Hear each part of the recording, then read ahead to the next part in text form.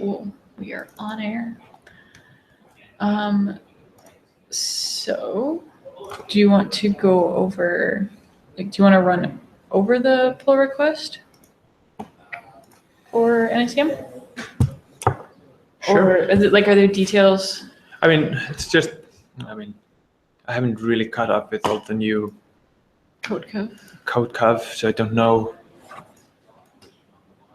Obviously, since it's red, it's not good. Yeah. Can you share your screen and then we can catch that? Sure. Just on wherever your Hangouts is. And we can go over that.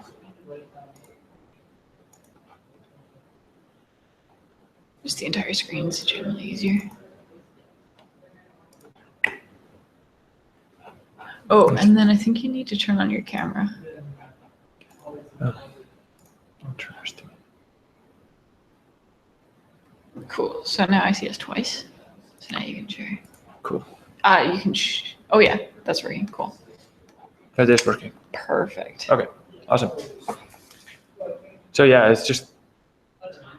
But kind of nice to just have a bit better understanding of what this means. Yeah. So. Assuming. Yeah, and then in terms of the pull request itself, I think it's in a pretty decent shape. Yep. And there's going to be a lot of work done in the next couple of months. So I don't think this is going to be as stagnant as the last empty pull request into. Yeah, and I think that's fine so long as the receivers are. You updated all those names? I updated the namespace, like the base. It's not strictly a base for the class. It's more, but I think for now it's better to call it base. Okay. So I did that. Cool. But then I do import them as, I still call them rx_, and I import them into the namespace as such because that's compliant at least with fields and problems in the NSEM namespace. Oh, so you're still importing it as, can you show me? So yeah, I was kind of pondering, I guess, about that.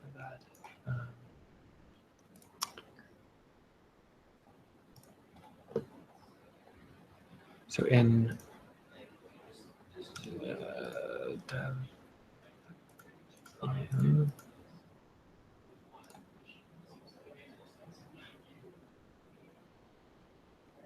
when I do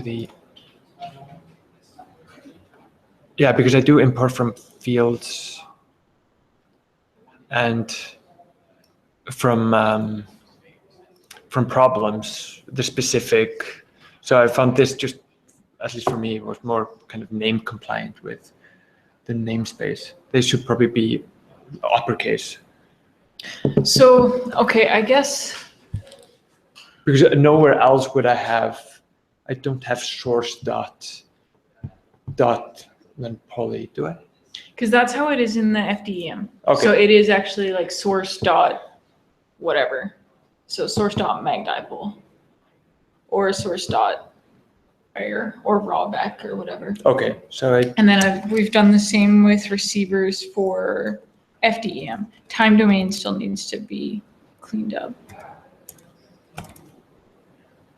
Yeah, so if you import. Yeah, so I kind of left that just for this meeting to just.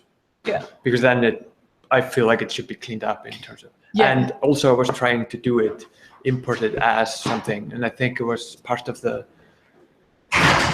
Oh, the relative. Yeah, so I actually wasn't able to import RX NSEM as RX.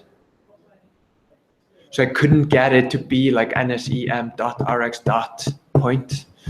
I was just like, okay. And then I was like looking at it and I'm like, oh, kind of, it would then conflict with, because for me, it would kind of make sense to call it almost like RX 1D point impedance, because then it complies with the problems,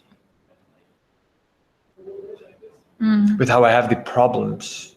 Because originally I had the problems in subfolders and imported things as like in the old empty dot problem dot 1D. Yeah.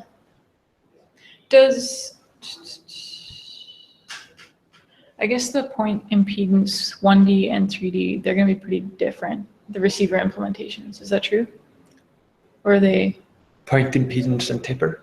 No, point impedance 1D and 3D. Yeah, they're like completely different. They're completely different.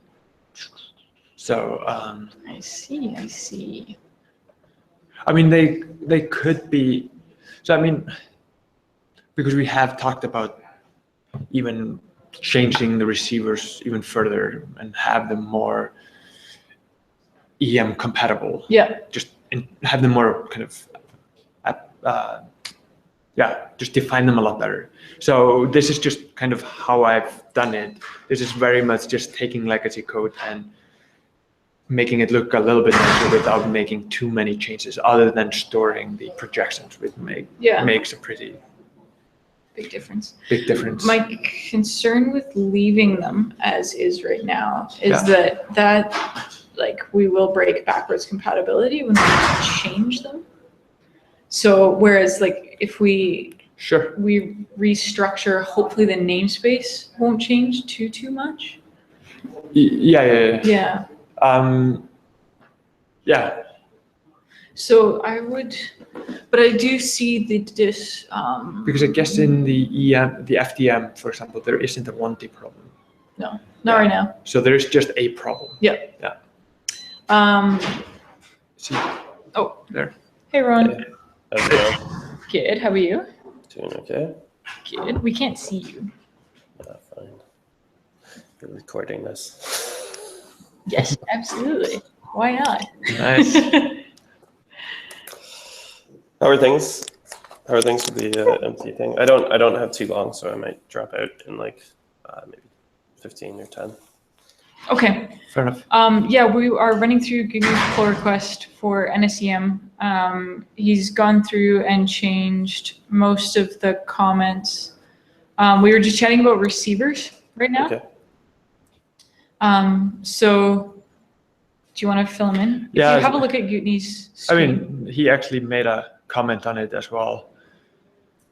You made a comment on the same thing where I called it RX underscore point underscore impedance or tipper so I was just telling Lindsey that I actually tried to implement what you suggested, but I was running into some weird problems that were likely not necessarily related to that, but to other things. Anyway, but the problem then becomes that I would like to do it that way, but then it breaks other namespace conventions in the NSEM class or in the NSEM module. Because in what sense? Because, for example, I have fields 1D underscore E prime sec and fields 3D underscore E prime sec. Okay. And same with the problem. So that's part of the reason why I was like, oh, no, I'll put them like into the base NSEM namespace instead of. What do you think of like rx.point3d underscore impedance? I'd love that, but then I would love to have NSEM.problem.3D.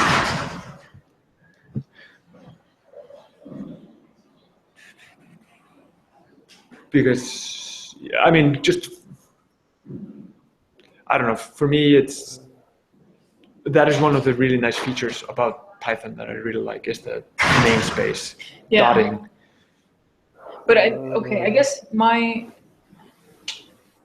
I don't necessarily like doing that with the problems just because there are less of them to choose from in general. So, and why can't we just put it under a receiver module in NSEM and just NSEM.rx.impedance? Sure. I mean, there's nothing. Yeah. No, I'm not personally against it. It's just it kind of conflicted with the convention that I have in terms of the problems in the fields. I mean, I'm not necessarily happy with this convention, so I just kind of left it for this conversation to get. other people's input. But I mean, I kind of like having, I mean, yeah, I get both arguments, so I can be easily convinced either way. So, but Yeah. But I think the most important thing for now is that it's compatible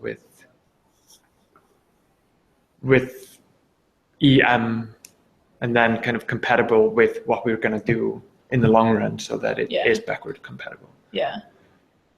Yeah, I would suggest putting the receivers like NSEM.RX.0.1D impedance or 0.3D impedance. And that is like at least closer to our namespace convention. Okay. What do you think of that, Rowan? Yeah, I like them being sort of their own module, like a receiver's module. And I mean, like just looking at this right now,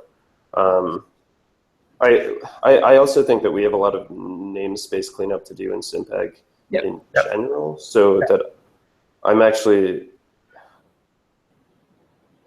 like, it might just be worth merging this in and then dealing with it on the other side when we're a little bit closer to everything. And we actually have standardized on some things there, because I'm not sure if we're even happy about this in the EM code, or maybe that's not the case. I mean, I think the receiver module is getting closer. I think there's a lot of stuff that needs to happen under the hood there, but I actually am like pretty happy with that namespace currently. I'm just gonna bring So it. that would be, I can bring it up. The base RX, point E, point D, B secondary H and J. Yeah. Cool. I mean, they're all extremely simple, but they're getting closer to what we want. I mean, it may not, it's still going to take some work, but. Yeah. Okay. Yeah, I mean, that sounds good.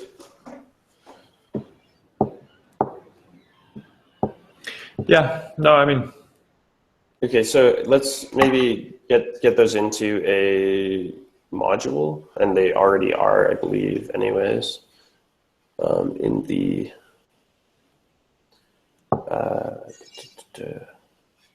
like I think those already are in a module in the MT stuff. Yeah, And so I think if we just don't import them into the main SEM. Yeah. Then cool. So you do that with the sources as well, I guess. Then. Yeah. Okay. Yeah. So I need to do that for the sources then as well. Okay. Because I just import the source NSEM, so it would be like it's. Yeah. So I'll clean that up as well. Okay. One of the things, and this is a longer conversation, so I'll bring it up and we can table it, but be thinking about it, is how to deal with the multiple polarizations as sources. Yeah. I think the survey class, we want to refactor a lot to basically have wires between sources and receivers so that you can have two sources for a given receiver. Because then, like, there's a lot more that can be leveraged from FDEM in NSEM, but right now everything assumes that he needs both sources for the receivers, which is fair, you do, and nothing in FDEM can support that. So in which case, okay. So then you're looping over receivers as you would, and then you say source.solve or something like that, and it actually has to do two polarizations. Yeah. Well, what I think could be kind of cool is it's not necessarily looping over receivers, because we still want to loop over sources in the solve, because we're doing that by frequency. But if we basically had just like a mapping between sources and receivers. Yeah. And then just whenever you get to your receiver, it knows which sources it needs to talk to. Yeah. Yeah, that's a bigger job. Yeah, absolutely. So it's definitely not something we need to worry about right now, but something to think about. Cool.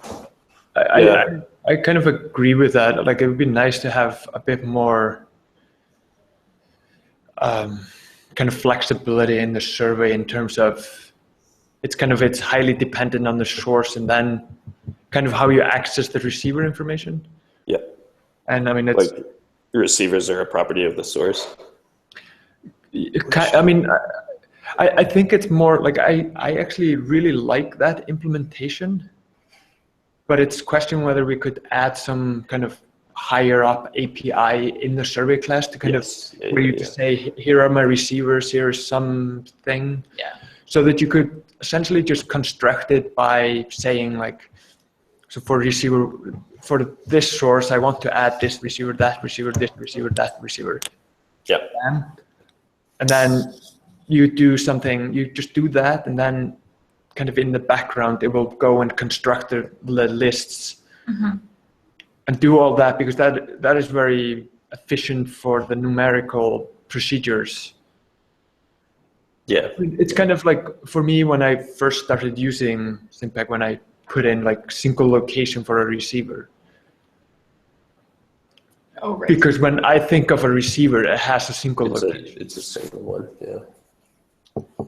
So that's kind of a conversation. Yeah, yeah. But I mean, when I think about it now, I think of a receiver as what I'm solving for. So it makes perfect sense to add. Yeah. And it's very dependent on the source. So you want to be able to put multiple receivers. But kind of when I articulate it to anybody else, it's confusing. Yep. So it would be nice to have that interface in the survey, and I think it will become very important as well with the data. Yeah. Data is the survey, I guess. So it's kind of to be able to kind of do that and kind of essentially, if we could make a list of kind of unique locations and index them somehow. Kind of when you construct your source receiver family tree or whatever. Yeah. Because then you could kind of think about actually inquiring on the survey or in the data class by those kind of locations or unique indexings. Yep. I don't know. For me, that would be kind of ideal. But I mean, and then we can save projections and share projections on the location. Yeah. Yeah, but I mean, it probably might make sense to kind of have a lazy property that actually is just a matrix where you've actually just stacked them instead of doing that every operation. But it would be nice kind of in the front end to just have some nice API to do that. Yeah. I think it would be really cool for the plotting as well, because then you could just kind of say, hey, this location, and you just get your station plot without having to run through. I mean, it's not a big deal to just go through all the sources. Yeah. Yeah. But it's like, if we don't have to, receivers. Yeah. Yeah. Okay, so we're gonna clean up those imports, and then did you add some stuff in the docs? Just like a quick. Yeah, I essentially just took what you wrote. And that's totally fine. Changed like a bit of wording. And, yeah, I mean, I think as of now, I mean, the impedance and taper are tested. Sept isn't, but it should be fairly easy to implement because it is essentially just a taper. Yeah. But I mean, it's kind of A, one is testing, and B is kind of actually using it and making sure that it makes sense. Yeah. Yeah. With the taper, I have done that. Okay. Kind of a bit of a sanity check, but I mean, kind of the code is. I mean, it's very much constructed with my work as the end goal. So I think it'll be very nice to get other people to actually use it and give constructive feedback. Yeah, absolutely. And we're moving towards there. So it's interesting. Yeah. Cool. Okay. Other than that, in terms of the actual pull request, I mean, I made that issue with that want to do and kind of see that need to happen. I didn't kind of put them in any kind of importance order. That's fine. Yeah. But I think a lot of them might be kind of like, it's kind of, you just have to sit down and do it. Yeah. But I think some of them as well would be easier to do once namespace conventions and things like that would be kind of settled a bit. Yeah. Yeah, and I mean, then a major part of that is hauling and cleaning out utils. Yeah. Yeah. That's. Um, And then what's the timeline for the paper? What do you want to tackle it? I don't know. I'm kind of as soon as possible. Is that a good timeline? Yes, that's okay. I mean, I've kind of just been like, I really wanted to get this done and over with. This pull request. Absolutely. And just try to get it into master, and just to kind of get that off my plate. And then, I mean, I think with the EM paper now in review, I mean, I don't think it should take us very long or me to kind of get a good draft and just start passing it. I mean, do you have a timeline, or sorry, an outline started? Yes, I have several. I need to sit down and combine them, and it would be kind of nice to then mold it in terms of kind of where the code needs to go and where the paper is going. So kind of, and then to say, hey, this is all that I'm going to do for the paper. The paper is just about that. Yep. And then just kind of, I guess like it's done in the SimPEG paper and we did kind of in the EM paper. It's like, hey, it is under development, so just kind of just join us. And yeah, but I think like if we can start with the solid outline, maybe I'll iterate on that. Can you hear us okay?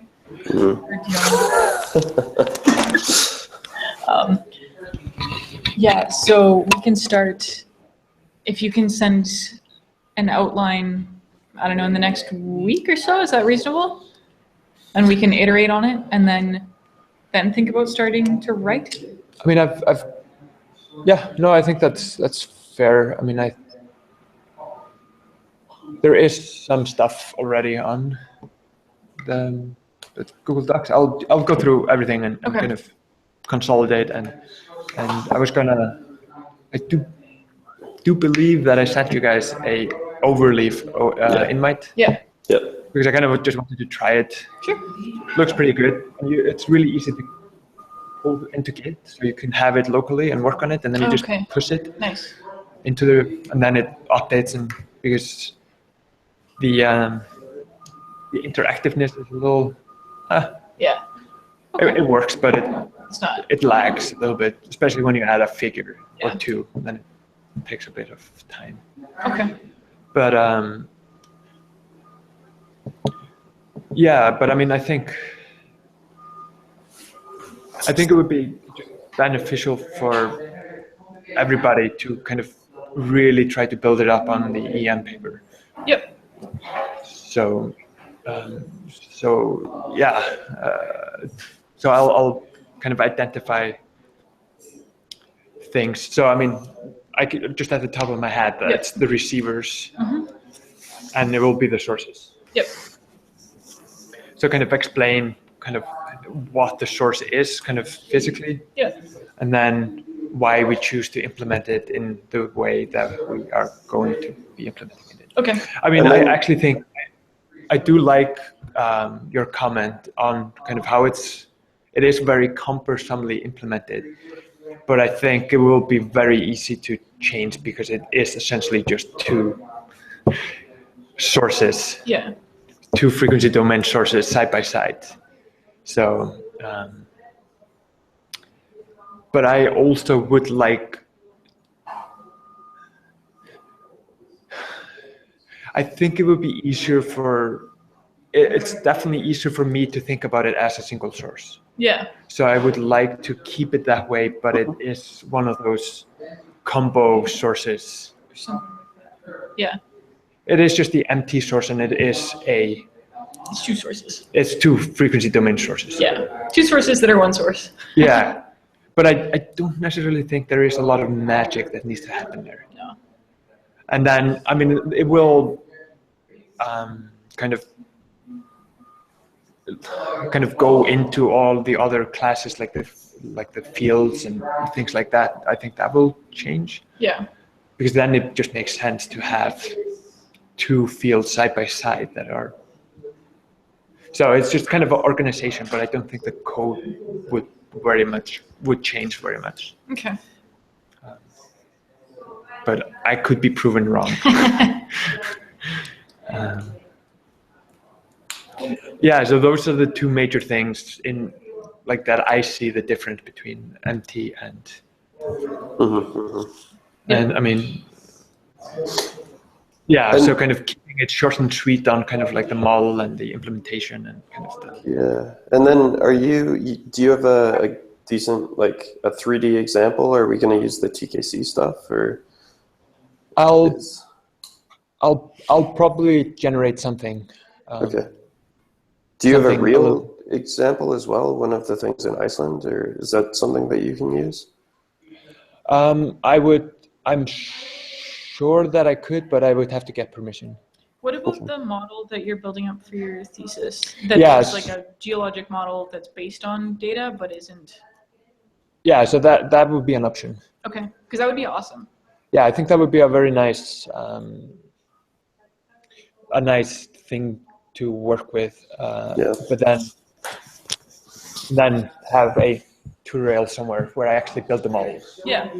So, which is kind of on the agenda. I mean, to kind of share that at some point when I actually have everything sorted. Yeah. But well, and Rowan Gudni was telling me your colleague in Iceland is running a giant, a reasonably large inversion or just forward?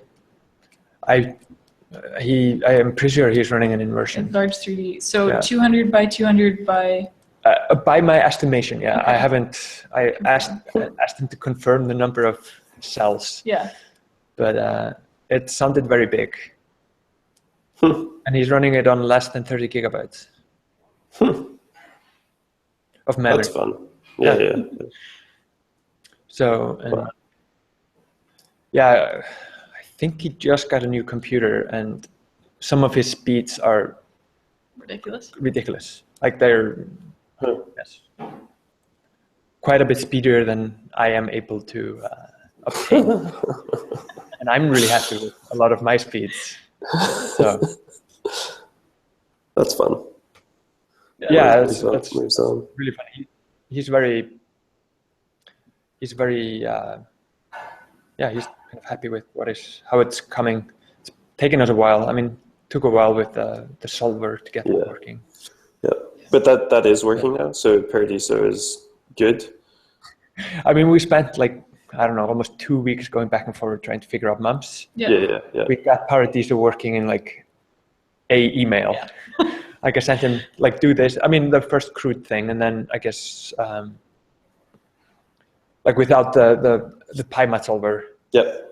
Just with MKL, that worked, and then with the updates to PyMat solver, it was like a Git, and then. That's awesome. And Great. It seems to be working. Good. Without too many hiccups at the moment. Yeah. So, cool. That's great. We're into the interesting data side of things now. Yeah. Actually working and getting results. So it's kind of good. Cool. Fun.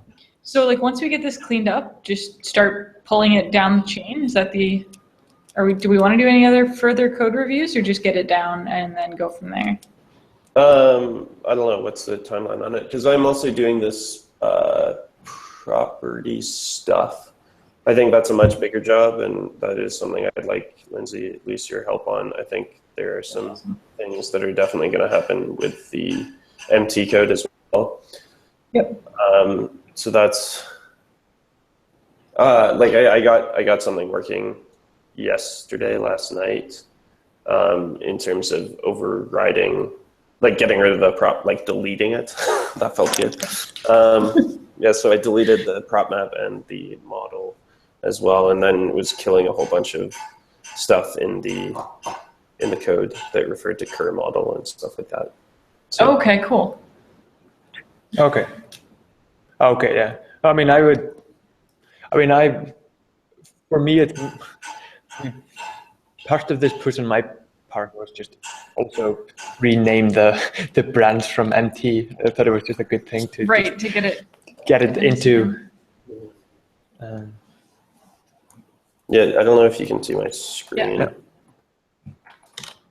So this is, I have a model, which really is a NumPy array. Oh, nice.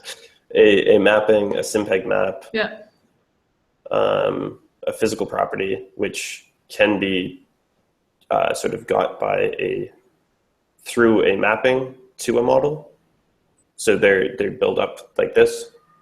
So physical properties can have maps associated with them. And then I'll just show you this guy. So basically how you create these things is you create this mapping.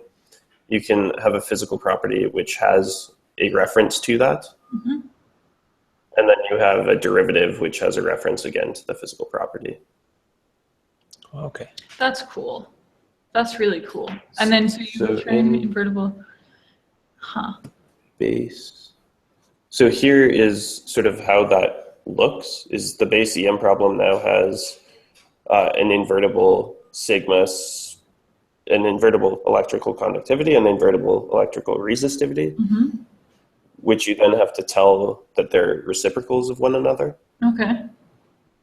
And then right now, because we can't invert for mu, yeah, I'm just creating the physical property instead of the invertible. Okay. And so does the invertible, does that, or I guess we could, so in the code, if we're asking, do we have like an active versus inactive on things? So like if we actually do get mu to a state where it is invertible, so then you would just change this to invertible, and then you would say mu map, and mu deriv. That's cool. Yeah. And then it can be active versus not. Is that true? Yeah. So that's what happens there is if you set mu directly. So I'll just show you in this guy. So this means that we're more explicit about our mappings. Yeah. And so we're actually saying that sigma map is the mapping. Nice. And I'm setting mu to something. Okay. And this like that means that you have to like have a, where's test props? So here are just some things, I don't know. And they're pickleable, haha. Absolutely. So you have to have a model for some of these things. So, and it tells you if you don't. So here, if I just say prop map dot sigma, sigma. Oh, it's gonna. Is that gonna work? Could attribute. Why does that raise? Well, we can see. Oh, a default sigma map has not been set. So it sort of like tells you a few things. Yeah. Or you can actually set sigma directly. Okay. So we could set that to that, and then it's no longer dependent on the model at that point. So in the forward sense really easily, saying problem equals something.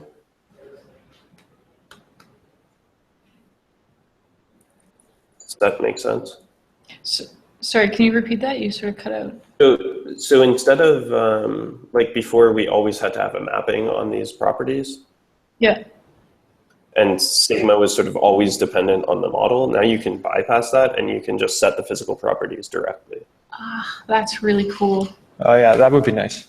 And so instead of like having to use it as the inverse problem, you can just set them default sense, and then you just like set the physical properties.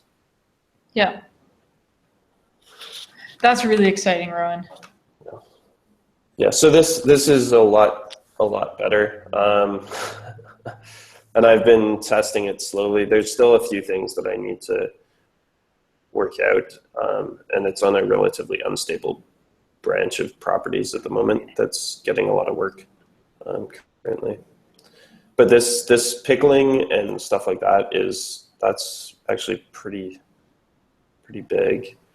And so, I mean, what I would like to do at some point is just get this all the way through the SimPEG code so that we're actually explicit about all of like everything. Yep. Yeah. Because that would mean that like pickling the mesh, for example, only depends on the tensors and the origin of it. Oh, and right. Then, yeah. And so that's a super cheap thing to pack up. Yeah. But like the naive implementation is pretty large. Right. Yeah. Yeah. No, that'd be great, because I mean, I guess as far as I could see, it was only the prop maps that were non-pickable. Yeah, but the other things are like, I would say almost a little bit dangerous to pickle. But just because you're like overriding these sparse matrices and it's unnecessary to, especially if you're like doing it in a parallel implementation or something like that. But anyways, it doesn't really matter. Yeah. And Rowan, what are you thinking for timeline on that? Is that something you want to push through like reasonably quickly, or is this a bit further out? I mean, I need it for my flow stuff. Yeah. Because so I'm interested in pushing that, and because this like also does like joint inversion of things. Well, I would really like to use that for the casing stuff. Yeah, exactly. So I think there's a bunch of stuff that needs to be sort of re-thought out, and I would also like to go over the regularization classes and just hash those into sort of composable objective functions so that we can do multiple things. Yeah. So it's actually pretty close. It's not far away. Okay.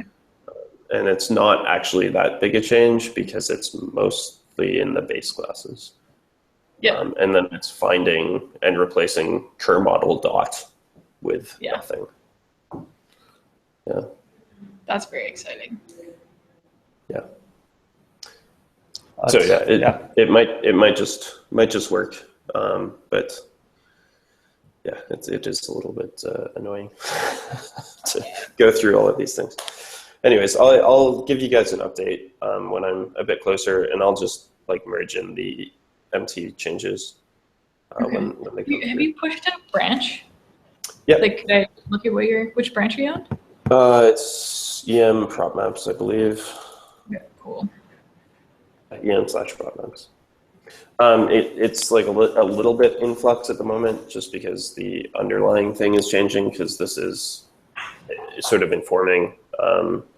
This is a pretty complicated example of using this library. Yep. Yeah.